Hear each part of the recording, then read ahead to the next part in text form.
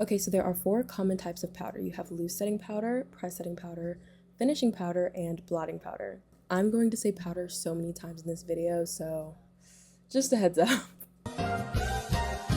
Loose setting powder is what you're seeing when people are doing that baking method. Mainly used to set makeup and has a very loose texture. It's very similar to flour. Usually you will use loose powder after you've applied your cream and liquid products such as foundation, concealer, cream and liquid, blush, contour, stuff like that. Loose setting powder also helps your makeup last a bit longer and can come in different shades in order to add a little bit of extra coverage. People with oily, normal, combination, or textured skin will usually benefit the most from using loose powder. And common tools for this are brushes, powder puffs, or beauty blenders. Personally, I like to use powder puffs and brushes. That's kind of where I switch between for all of the powders that I'm going to be talking about today. That's just my go-to duo. Press setting powder is pretty much a compacted version of that loose setting powder. It still sets your makeup, but it's more controlled as far as where you're putting it and how much you're putting on. It can be used for touch-ups throughout the day, but also can help your makeup last longer. Now, if you're watching any makeup videos, this is usually when you're seeing them press into the skin. It's commonly a pressed powder. So let's quickly chat about the differences between using a brush, a powder puff, and a beauty blender when using powder and stuff. So with a brush, a lot more of your face is being touched with that powder when you're using a brush, making it perfect for a soft set or natural kind of look, but it doesn't provide like the max amount of coverage. Now for a powder puff, this is if you're targeting a very specific area of your face, commonly the under eyes. I personally use it in my T-zone, so I use it under my eyes, here, and I do my chin, and then I do here. I do on my kind of like lighter highlighting areas with a powder puff. Now, when you use a powder puff, it's pretty full coverage. You can get a lot out of it. Lastly, we have the beauty blender, which is what's used for baking. Usually when you're using a beauty blender, you're using larger amounts of powder, which you would think would give you more coverage, but actually not as much coverage as the other two. It can be used in moderation under your eyes. You do want to be careful when you're putting powder under your eyes because too much can look too much really quick, which is why I like using a powder puff and tapping excess on the back of your hand. Quick tip, tap the excess off somewhere. It can be your hand, can be in the lid, somewhere. You can always add more of a product, but it's much harder to get rid of excess product on your face. But if I were to rank them in coverage, I would say powder puff is at the top, brush is in the middle, and beauty blender is at the bottom. Of course, this whole video is just based off my opinion, my experiences. I'm not a makeup artist, I'm not a professional. I'm just someone who's been doing makeup since 2018, 2017, I don't know. I was in high school. I'm graduating college. Let's go ahead and get back into talking about pressed setting powder. Now, pressed setting powder comes in numerous shades, just like loose setting powder does, and it does add that little bit of extra coverage. People with dry, normal, or hyperpigmentation or combination skin will benefit the most from a pressed setting powder, but again, these are just general guidelines, whatever. I have oily skin and I love pressed powder. Now, a finishing powder can be loose or pressed, but it's not the same as a setting powder. The purpose of a finishing powder is to kind of just blur.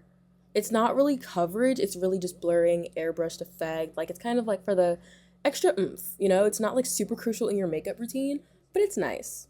It's good for dry skin in moderation. It's also good for people with fine lines and visible pores. Now, a blotting powder is a pressed powder that's used to absorb pretty much excess oil throughout your day. I don't think I've ever encountered a blotting powder that is loose, so you'll commonly see it in pressed form. Not saying that it's not out there, it's not real, it's not possible, but I've never seen one. It's commonly used for people with oily skin, or if you're at an event and you just want to touch up your makeup, that's what it would be used for. In some instances, a blotting powder and just a pressed powder can be like interchangeable, but blotting powders are usually like translucent. Now that I'm done talking about the four categories, I'm going to talk about like just my own product recommendations from just doing my makeup and kind of categorizing my own powders. These are my loose setting powders that are opened.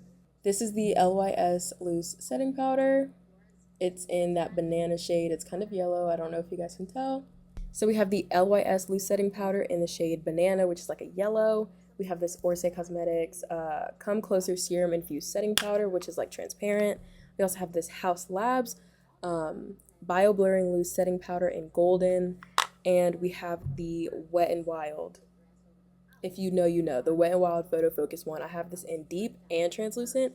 I don't know where I just used my translucent. That's why it wasn't with the rest of my powders. But these are my loose setting powders. As you can see, they're powders. It's giving flower. As for pressed setting powder, we have the Maybelline Fit Me pressed powder and then the ColourPop Pretty Fresh pressed face powder. These two, I love them. I've really been trying to use up this one just because it's probably expired, and I finally hit pan. Hello? I finally hit pan on this bad boy. Nothing is more satisfying than hitting pan, but these two are my pressed setting powders. Now for finishing powder, I actually have a lot more of these than I thought I did. So Morphe's Cloud Light powders are actually finishing powders. Maybelline Fit Me Matte and Poreless Loose is a finishing powder. I thought this was the same powder.